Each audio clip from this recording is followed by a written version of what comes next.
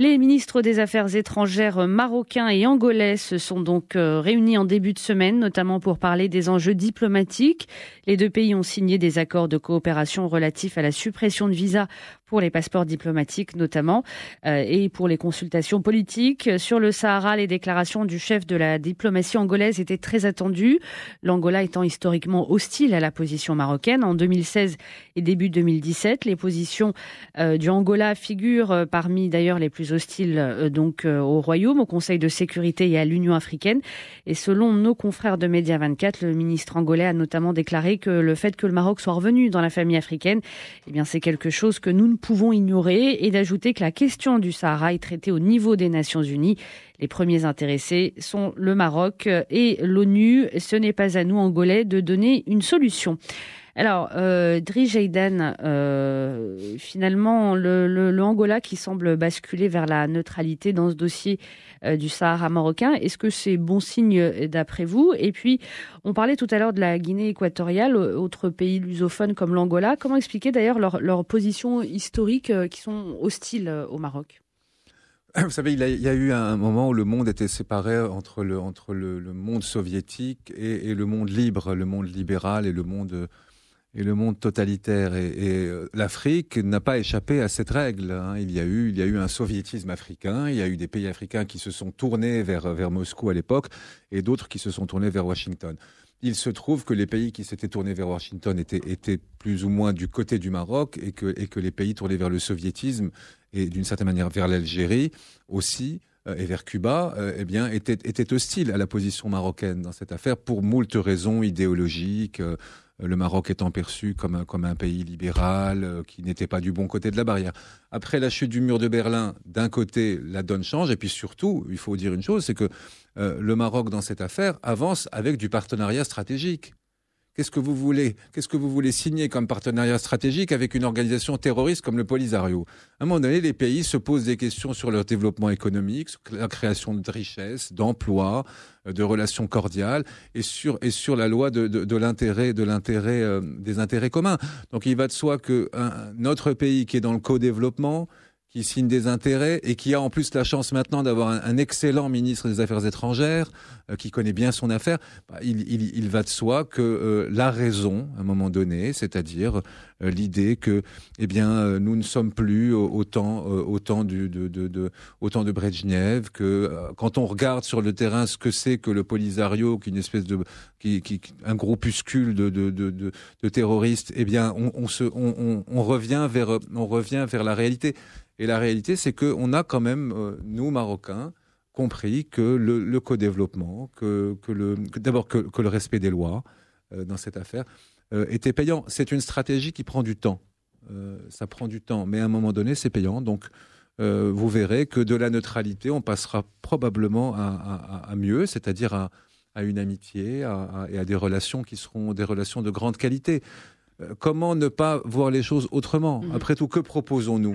Nous proposons de la banque, nous proposons du logement, nous proposons de l'agriculture en commun, nous proposons du transfert de connaissances. Bon, à un moment donné, des gens qui dirigent des pays regardent ce qui est bon pour leur pays. Donc, quelque part, la voie tracée me semble être la plus garante, en tout cas, de dépassement de vieilles questions, et puis surtout d'isolement total du Polisario, dont la persistance n'est qu'affaire de temps, finalement. Après, tout cela fondra comme neige au soleil. Alors, vous dites que ça devrait bien se passer pour la suite. On devrait développer des relations d'amitié. Il y a des partenariats qui ont été signés. Hein. Oui. Alors, Mohamed El-Khouel, est-ce que ces ennemis d'hier peuvent devenir des alliés fiables à l'avenir? Si on compare par exemple avec la Zambie, effectivement, qui a basculé, qui a changé d'avis plusieurs fois. Le sujet est complexe pour des États étrangers, mais en tout cas, ça confirme et ça valide le choix qui a été fait récemment de cesser la politique de la chaise vide ou d'arrêter de bouder parce que certains reçoivent tel ou tel personnage que l'on considère hostile à nos intérêts. Donc il faut occuper le terrain, il faut continuer à échanger, à développer ces relations. Donc je pense qu'à mon avis, c'est très très intéressant et je crois que c'est la première fois en 20 ans qu'un ministre des Affaires étrangères, l'Angola, vient au Maroc. Donc c'est quand même un événement relativement significatif et important. Et ça valide toute cette politique de reprise en main des différents sujets sans s'arrêter à un dogmatisme lié au fait qu'il y ait la présence ou pas de la RSAD à tel ou tel endroit. Donc non, c'est plutôt positif. Et je pense qu'on a même une carte plus importante à jouer du fait des relations privilégiées que le Maroc a nouées avec le Portugal et avec aussi le nouveau secrétaire général de l'ONU, le portugais Guterres. Oui. Comme intermédiaire avec tous ces pays d'Afrique lusophone, où il y a un vrai partenariat à mettre en place. Je sais que les relations entre le Maroc et le Portugal s'intensifient de manière particulièrement importante. On développe beaucoup de relations, il y a beaucoup d'échanges, il y a aussi une amitié importante entre les deux peuples. Et ça peut être aussi une très bonne plateforme pour le Maroc à investir, pour aider, comme on l'évoquait avec la France, lors de la visite du président Macron, d'établir un partenariat et une vision commune pour l'Afrique. Je pense qu'il y a le même type de démarche à effectuer avec le Portugal pour établir une vision commune maroco-portugaise pour l'Afrique et pour ces pays d'Afrique lusophone. Et ça pourrait permettre de réunir tous ces pays qui sont plus ou moins hostiles à notre position dans un cadre privilégié pour un partenariat et des échanges. Et si ça se fait main dans la main avec le Portugal et l'ancienne colonie qui est toujours très présente dans tous ces territoires, à mon avis, ça va être un formidable accélérateur du renversement ou du changement de position de ces pays, parce qu'il s'agissait ni plus ni moins que de leur expliquer.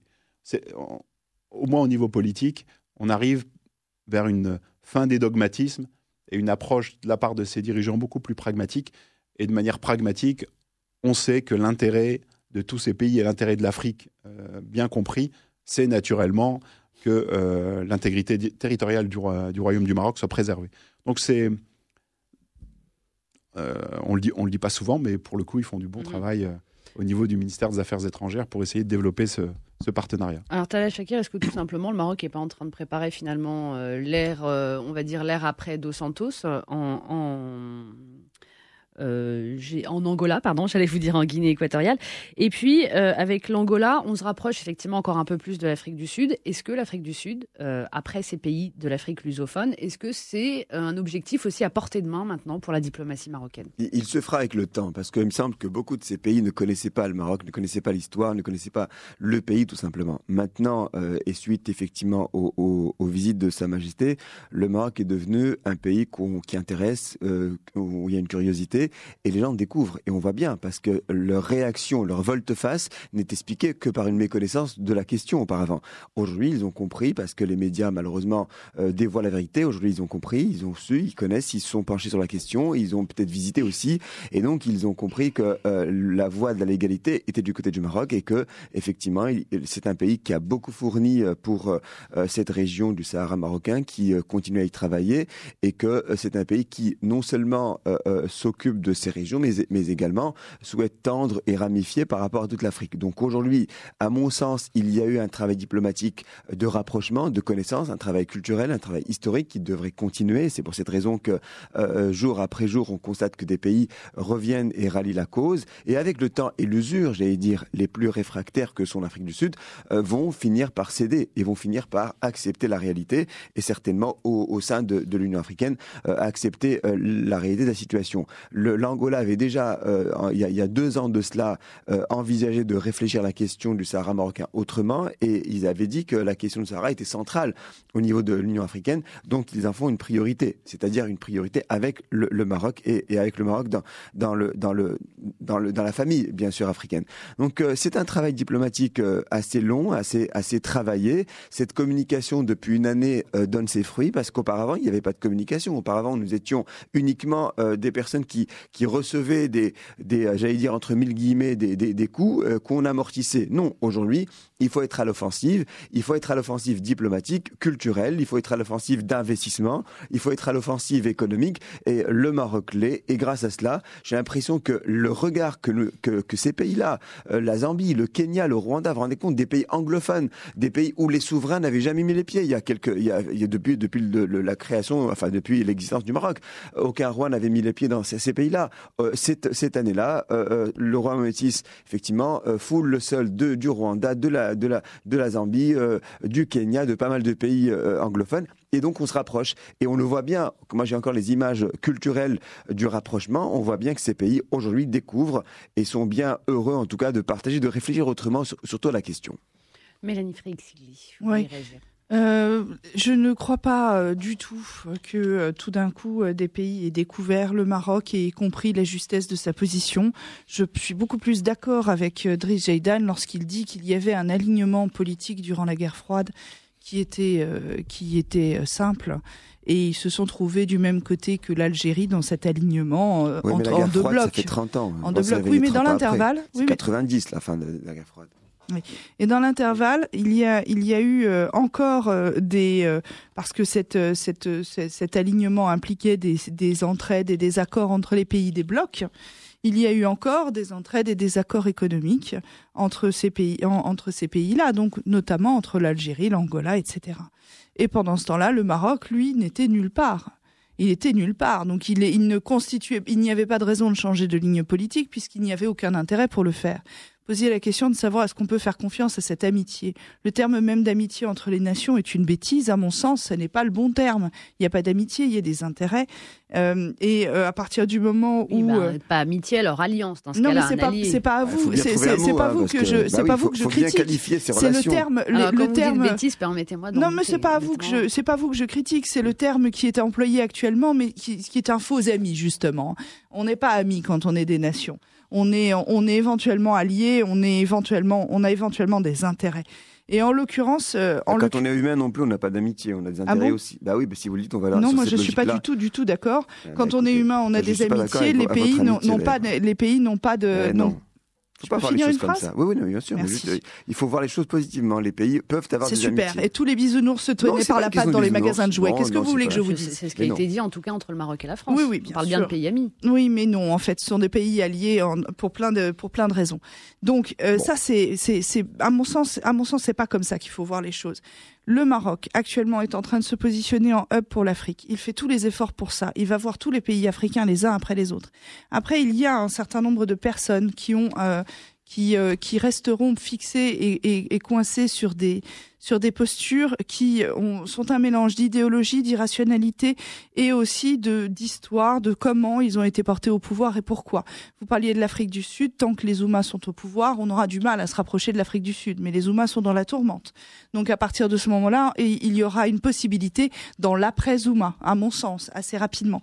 Et puis effectivement, dans la mesure où il y a quand même aussi, l'Afrique du Sud est un pays qui est concurrent en termes d'importance et d'influence régionale, puisqu'il veut effectivement maîtriser aussi une part conséquente de l'Afrique.